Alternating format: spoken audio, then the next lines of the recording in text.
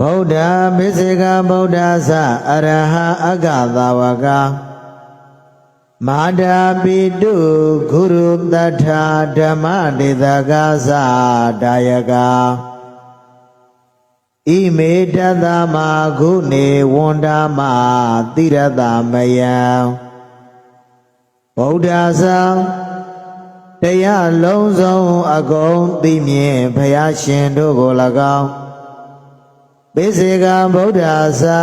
သစ္စာလေးပါးမြတ်တရားကိုတိချာသိမြင်တော်မူသောပိစေကဗုဒ္ဓရှင်မြတ်တို့ကို၎င်းအရဟဇာအသဝကင်းစေယန္တာရှင်တို့ကို၎င်းအဂသဝကသပညာတကို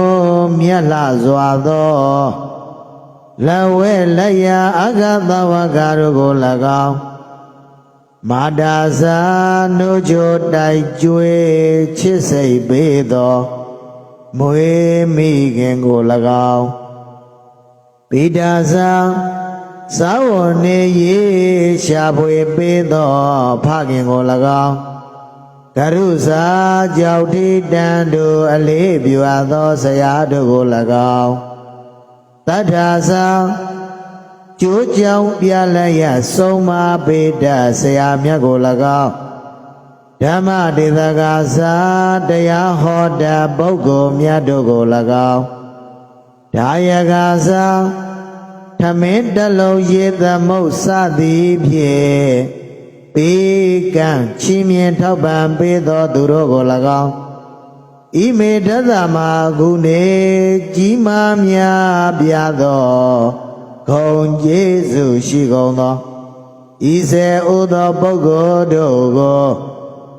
မယံအကျဉ်ုပ်တို့သည်တိရသာဥကောင်းယရဏမြတ်ငါဖြင့်ဝန္ဒာမလက်စေပြာချီမိုး၍